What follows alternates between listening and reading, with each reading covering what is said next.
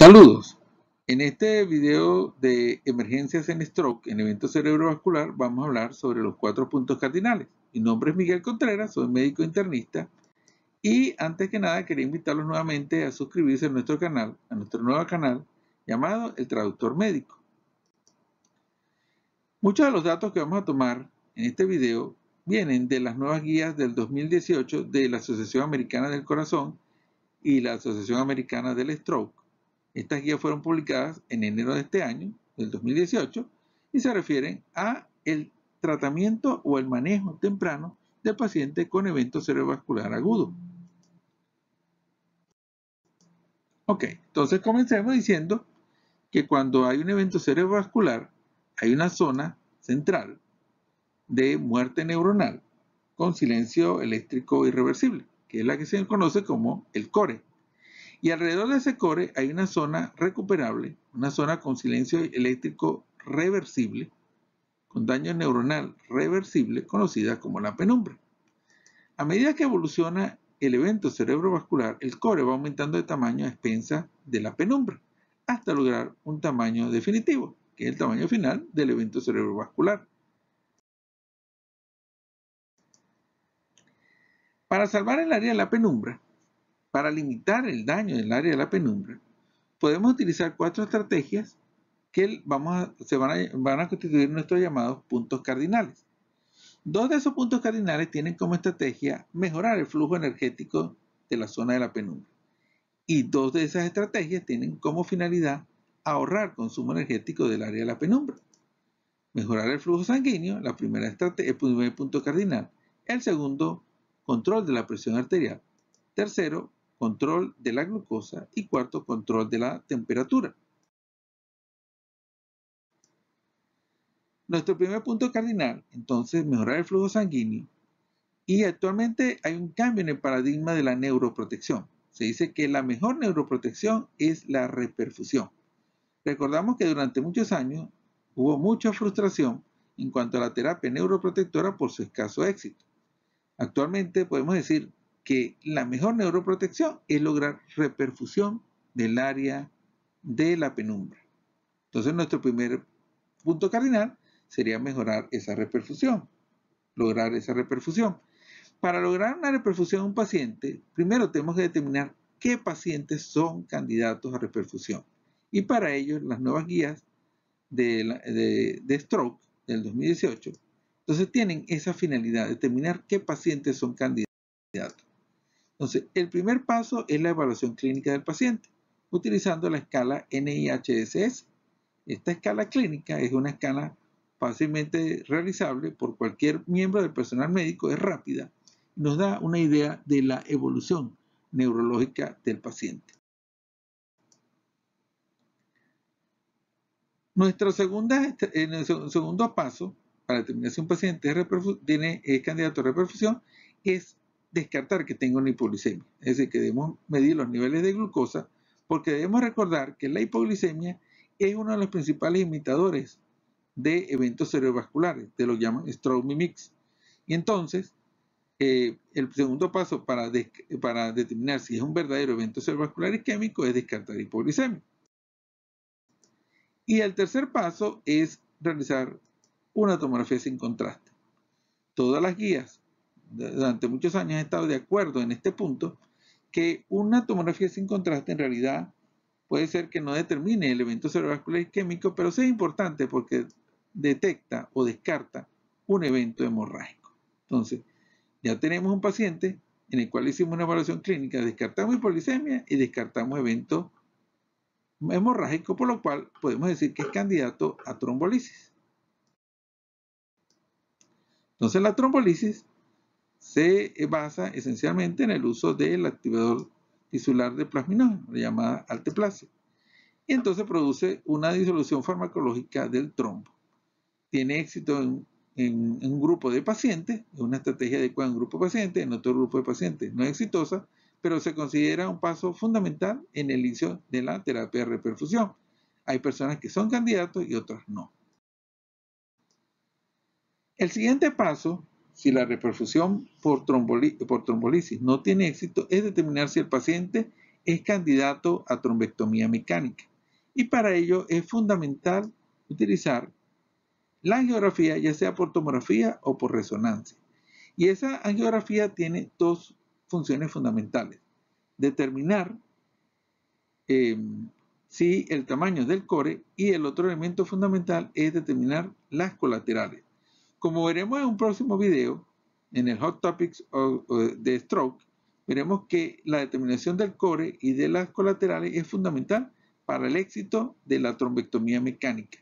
Y la trombectomía mecánica es un procedimiento basado esencialmente en la disolución mecánica del coágulo a través de dispositivos llamados los stent retrievers, que son los que han logrado más éxito en este momento para la disolución mecánica del trombo.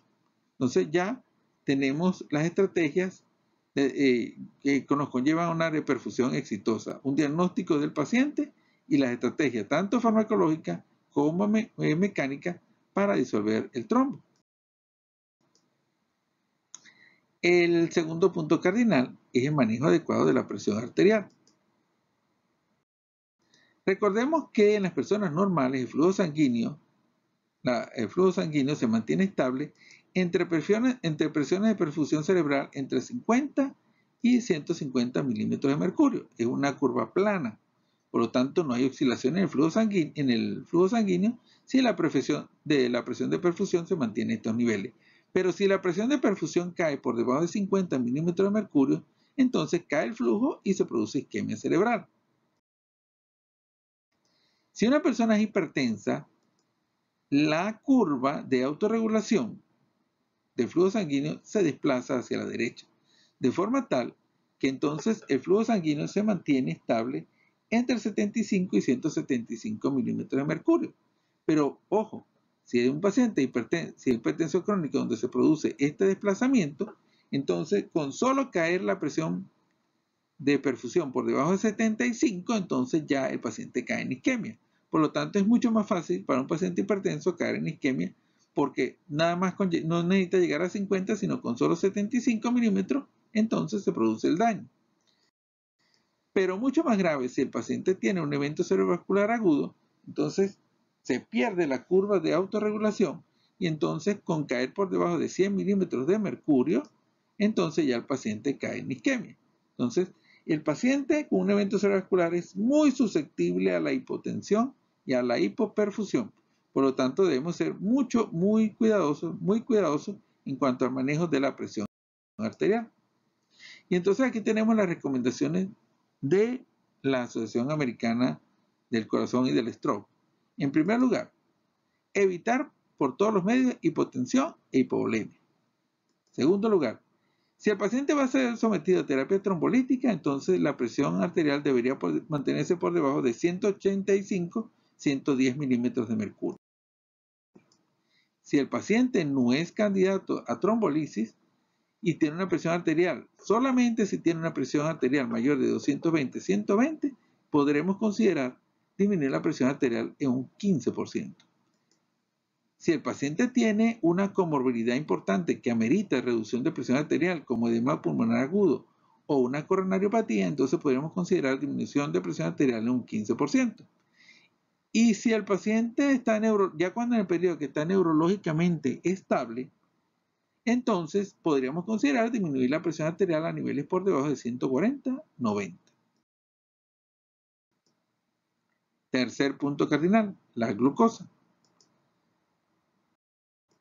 Recordemos entonces que el tejido en penumbra es un tejido muy sensible. Necesita aporte sanguíneo, pero también necesita aporte de glucosa, porque la glucosa es fundamental para el funcionamiento neuronal.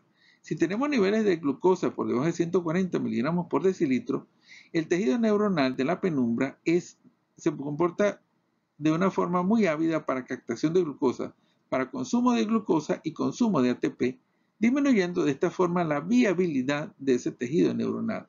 Si los niveles de glicemia se mantienen entre 140 y 180, se logra una optimización del consumo de la glucosa con disminución del consumo de ATP, lo cual va a permitir una mayor viabilidad del tejido neuronal. Entonces, ¿qué nos dicen las guías? Las guías dicen esencialmente que entonces deberíamos mantener unos niveles de glicemia entre 140 y 180 miligramos por decilitro y principalmente evitar la hipoglicemia. Nuestro cuarto punto cardinal es la temperatura.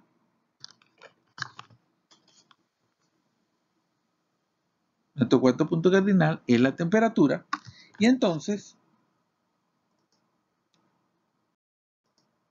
debemos tomar en cuenta que en el tejido de la penumbra, si el paciente está en hipotermia, se logra una optimización de la captación de oxígeno por parte de la liberación de oxígeno por parte de la hemoglobina.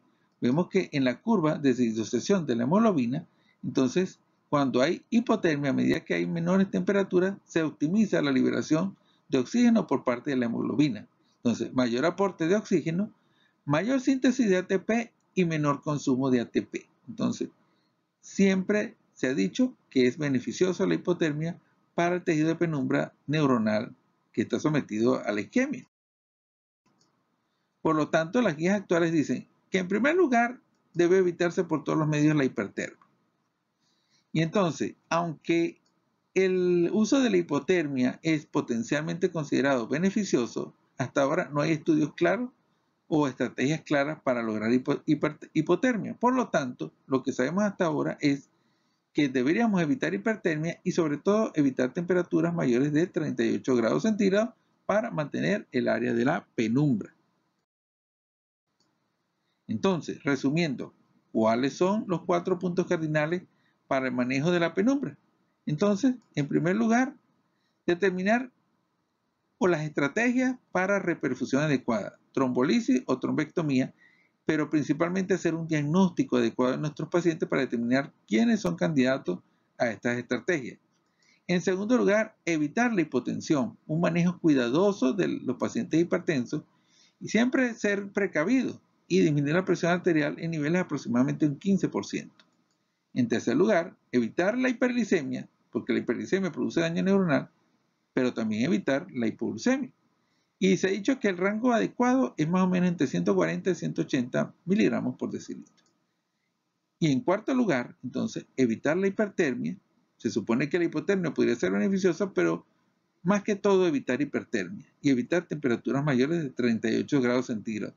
Como vemos, manejando estas estrategias podemos mantener el área de la penumbra y evitar el daño neurológico en nuestro paciente con eventos cerebrovasculares isquémicos. Muchas gracias. Los invito nuevamente a suscribirse a nuestro canal El Traductor Médico.